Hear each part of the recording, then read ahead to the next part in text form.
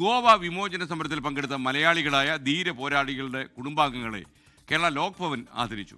രാജ്ഭവന്റെ പുതിയ പേരാണ് ലോക് ഭവൻ, മറക്കണ്ട. ഗവർണർ രാജേന്ദ്ര വിശ്വനാഥ് അർലേക്കറും ഭാര്യ അനഘ അർലേക്കറും ചേർന്നാണ് ഇവർക്കൊക്കെ ആദരം നൽകിയത്. Retired lieutenant commander PKN Pillai ഉൾപ്പെടെയുള്ള ആളുകൾ ആദരം ഏറ്റുവാങ്ങി. ഗോവ വിമോചന ദിനത്തിന്റെ ഭാഗമായാണ് ലോക് ഭവൻ ഇന്നലെ ഒരു അപൂർവ കൂടിച്ചേരലിന്റെ വേദിയായത്. ഗോവ വിമോചന സമരത്തിൽ പങ്കെടുക്കാനായി കേരളത്തിൽ നിന്ന് ഗോവയിലേക്ക് പോയ നിരവധി പോരാളികളുടെ കുടുംബങ്ങൾ ഒത്തുകൂടി. ഗവർണറും ഭാര്യയും ചേർന്ന് ഇവരെ ആദരിച്ചു. ഓപ്പറേഷൻ വിജയ് എന്ന പേരിൽ അറിയപ്പെട്ട സൈനിക നടപടിയിൽ പങ്കെടുത്ത മലയാളി ലഫ്റ്റനന്റ് കമാൻഡർ PKN പിള്ളയെയും ചടങ്ങിൽ പ്രത്യേകം ആദരിച്ചു.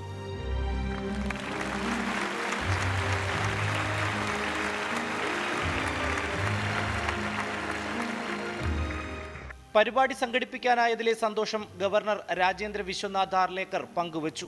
This particular day as the Goa Liberation Day, wherever the Goan is, he celebrates, not only celebrates, he remembers the sacrifice by all the freedom fighters.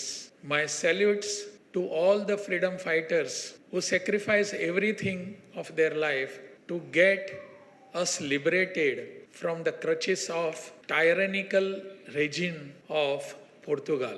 Goa വിമോചന സമരത്തിൽ പങ്കെടുത്ത ഓരോരുത്തരും നൽകിയത് അവരുടെ നല്ല കാലമെന്ന് ഗവർണറുടെ പത്നി Anagha Arlekar. Today is Goa liberated and a part of India is only because of these kind of personalities who had given their life without any doubt. They had given their life, they had given their efforts, everything for the liberation of Goa. Goa വിമോചന പ്രസ്ഥാനം ഇന്ത്യയുടെ സ്വാതന്ത്ര്യാനന്തര പോരാട്ട ചരിത്രത്തിലെ നിർണായകമായ ഒരു അധ്യായമായിരുന്നു. 1961 Portuguese ആധിപത്യം അവസാനിപ്പിച്ചതോടെയാണ് ഈ സമരം വിജയം കണ്ടത്. 24 തിരുവനന്തപുരം.